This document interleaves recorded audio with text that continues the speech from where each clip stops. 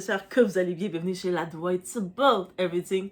Cette fois-ci, on va du côté américain. J'ai vu une déclaration d'une femme et j'ai dit, mais l'audace. Mais qu'est-ce que tu veux? Eh oui, on va parler de Teyana Taylor, l'ex-femme de Iman Shumpert. Iman, le joueur de basket. Ils ont 2 enfants ensemble, ils ont divorcé. Dans le divorce, elle a quand même eu une bonne partie de son argent à ce type-là. Et tout ça. Maintenant, elle a refait sa vie. On l'avait vu qu'il s'affichait avec Aaron Pierre. Finalement, ça n'a pas tenu leur relation. Mais on la voyait quand il s'affichait dans son nouveau couple. Elle montrait que la vie est belle. Elle a tourné la page. On était toutes contentes pour elle. J'étais trop contente pour elle. Let's go, girl. Let's go, girl. C'est ça que je me disais. Et là, elle nous fait une déclaration laissant savoir que elle a reçu des menaces ou quoi que ce soit et elle est vraiment vexée. Elle est vraiment déçue. Elle est vraiment choquée que Iman Shumpert, son ex-mari, déjà ils ont eu un divorce très chaud. Il y a eu beaucoup d'exposes dans leur divorce, beaucoup de paroles qui se sont dites des deux côtés. Mais là maintenant, elle est choquée que Iman ne prend pas sa défense, ne s'est pas inquiété pour prendre sa défense ou s'inquiéter de son bien-être. Je suis comme, Donc, t'as divorcé avec le type. Ce n'est pas un divorce amical. Des fois, c'est très rare les divorces amicaux, mais c'était pas un divorce amical où ce que chacun était à l'amiable, se sont entendus et ils sont allés de leur côté. C'était un divorce explosif où ce que chacun exposait l'autre, chacun voulait cracher sur l'autre pour être sûr qu'elle avait la garde des enfants. Elle a été complète. Ok, t'as fait qu'est-ce que tu devais faire, girl. Je peux pas t'en vouloir pour ça. Tu t'es défendu. Mais pourquoi tu parles que t'as pas la sympathie ou la défense de ton ex-mari?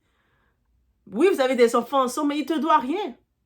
Et là, je me rends compte, je regardais les commentaires, mais il y a beaucoup de femmes qui ont dans leur tête que leur ex-mari ou le père de leurs enfants les doit quelque chose. Et surtout, quand il y a eu une relation qui s'est mal terminée, mais je suis comme...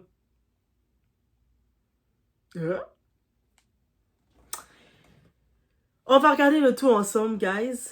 On va essayer de décortiquer ça et puis de le comprendre. Vous allez peut-être me dire, non, mais Doua, c'est tout à fait normal, même si ça a été un mauvais divorce, il doit quand même la protéger et veiller sur sa sécurité. Ça, c'est les vœux que le mari, ton partenaire, fait avec toi, pas ton ex. Bref, on va regarder le tout ensemble. On s'installe. On met des likes, on supporte et on regarde.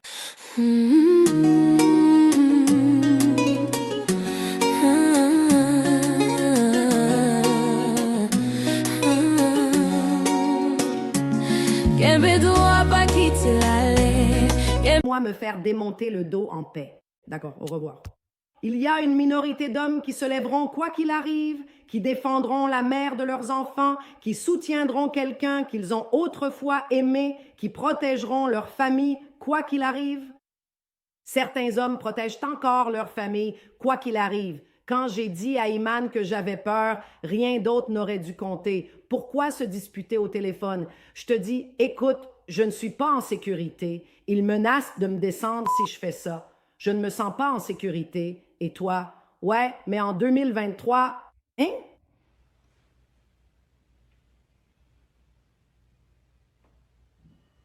De quoi on parle là? De quoi est-ce qu'on parle?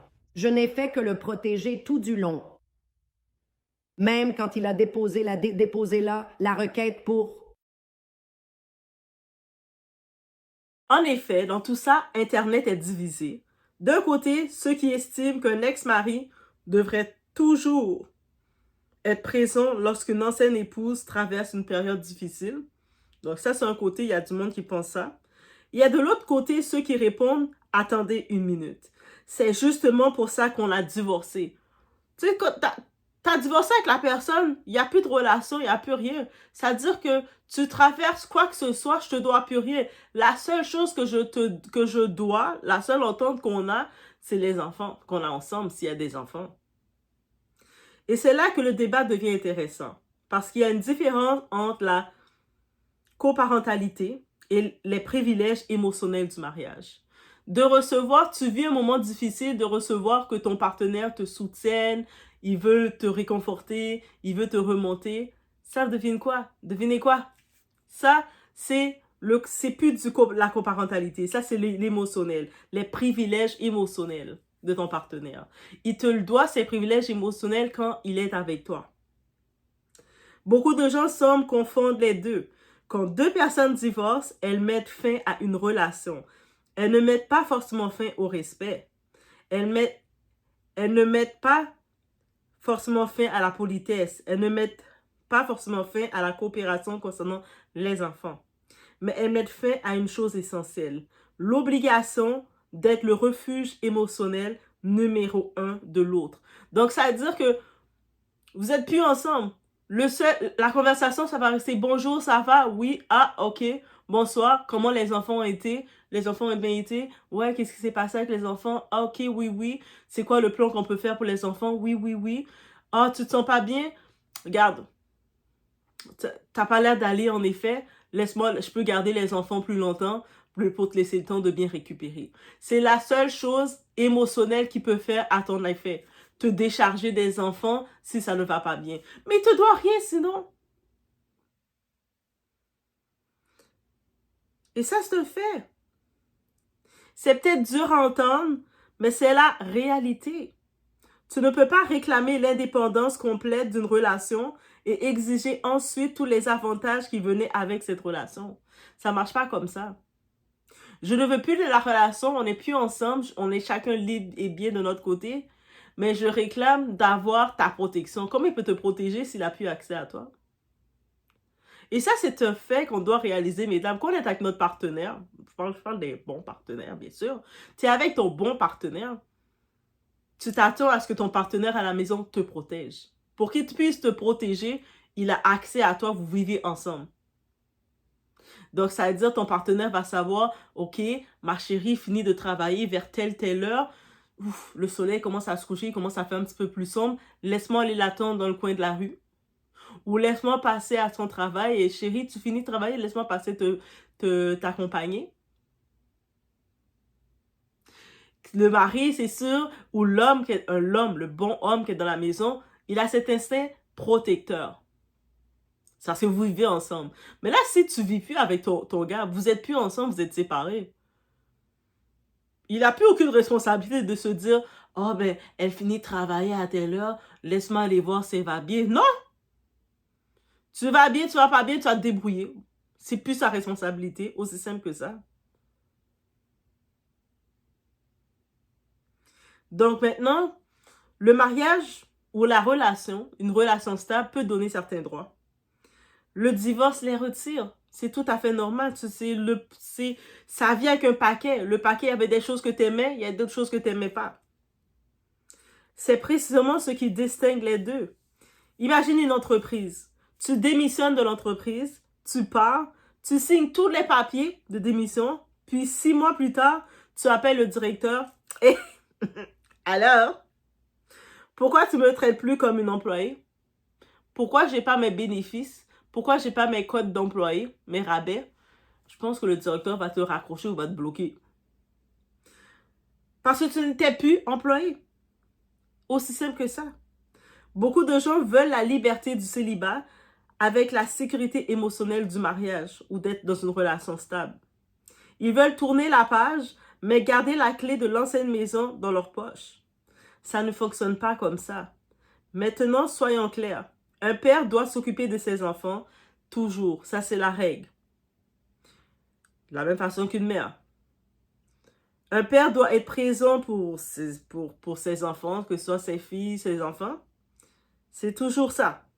Un père doit assumer ses responsabilités parentales, toujours. Mais concernant son ex-femme, c'est différent. Tout ce qu'il offre au-delà de la coparentalité devient un choix. Donc, c'est-à-dire, s'il décide de te... Ah, laisse-moi t'aider avec ton auto. Ton auto a des problèmes, laisse-moi t'aider. Ou laisse-moi aller faire les courses pour toi en plus. Ou laisse-moi faire ci. Ça, c'est son choix qu'il fait parce qu'il a envie d'être serviable, il a envie de bien se comporter, il a envie de te donner, te faire plaisir. Donc, ce n'est pas une obligation. C'est un geste, pas une dette. C'est une faveur qu'il te donne, pas un droit acquis. Et c'est peut-être là que certaines personnes ont du mal. Parce qu'après un divorce, certaines attentes restent coincées dans l'ancienne relation. On veut encore appeler l'autre. Donc, on a passé une mauvaise journée, puis on se rappelait que à tous les soirs, là, j'avais l'habitude de le parler à celui-là pour le raconter qu'est-ce que je vivais, et puis il m'écoutait, il me donnait des conseils. Mais vous êtes plus ensemble. C'est pas son besoin de t'écouter, d'être ton psychologue maintenant, de t'écouter. Tu perds aussi ce privilège-là. On veut encore demander à l'autre. On veut encore exiger. Ah, tu dois faire ça, tu dois faire ci, fais ça pour moi, fais ci. Non, on ne peut plus exiger rien. On veut encore attendre la même protection. Encore attendre la même priorité. Mais cette priorité appartient désormais au passé. Surtout si chacun a reconstruit sa vie. Surtout si chacun avance de son côté. Surtout si la relation a officiellement pris fin. La vérité que personne ne veut entendre est simple. On ne peut pas renoncer à quelqu'un et continuer à exiger la même place dans sa vie.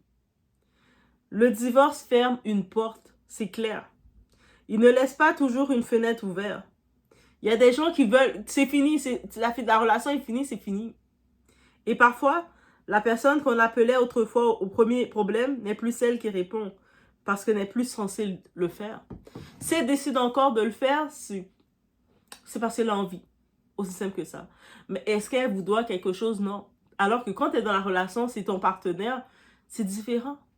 Elle va prendre en compte même de vérifier que vous allez bien, que votre état va bien. Mais sinon, il ne doit rien du tout. Rien du tout.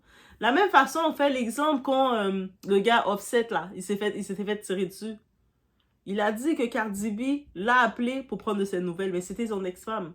Elle a appelé, c'est pas par obligation qu'elle a appelé pour prendre de ses nouvelles. Elle a appelé parce qu'elle a senti de la compassion pour lui. Elle a su que, c'est quand même le père de mes 3 enfants qui se fait tirer dessus.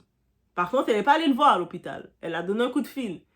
Parce que si elle serait allée le voir, je pense que toutes les journalistes auraient eu le temps de montrer ça. Mais elle a donné un petit coup de fil, qu'il a dit. Veillez, est-ce que tu vas bien, t'es correct?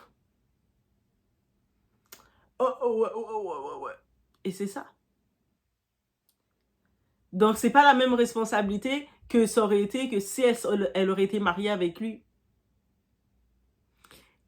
Étant mariée avec lui, ça aurait été différent. Là, c'est dans l'obligation. Même des fois, il t'arrive quelque chose, c'est ton partenaire, c'est ta femme, ton mari qu'on contacte en premier. Là, c'est différent, les actions. De la même façon, ça me fait penser quand Kim Kardashian et Kanye West venaient de divorcer. Et même jusqu'à maintenant, des fois, Kim Kardashian, elle se plaignait. Elle avait toujours l'habitude d'avoir accès, d'appeler Kanye West pour lui demander conseil. Comment faire ci, comment faire ça. Et puis, il était toujours une oreille pour écouter ses conseils. Malgré qu'elle disait que Kanye West était le pire des pires. Mais dès qu'il s'est marié avec Bianca, sa chérie, c'est terminé. Elle avait plus accès de le parler. Et puis, des fois, ils sont plaignés. Et puis, jusqu'à maintenant, ils sont plaints encore. Ah, mais tu sais, c'est difficile de rejoindre Kanye West, on se parle plus. Parce qu'elle a plus cet accès de le parler. Par contre, on le voit avec les enfants, ses enfants. Quand on la voit avec les enfants. Donc, ils ont la gestion de leurs enfants et puis c'est tout. Et ça aussi, il faut le respecter. Donc, maintenant qu'elle va dire, ah, mais juste le fait que Teyana pense normalement, ah, mais il vivait un moment de menace, il s'est même pas inquiété pour moi. Mais pourquoi il va s'inquiéter pour toi? Pourquoi il devrait s'inquiéter pour toi? Ça a l'air cool de dire ça de même, ça a l'air comme trop cool, ça a l'air froid de dire ça de même, mais c'est la réalité, guys. Des fois, il faut aussi comprendre la réalité, comment ça marche. Tu peux pas dire, ok, la relation est terminée, mais j'ai quand même des attentes de quelque chose. Et ça, c'est un fait. Bonne réflexion sur ça.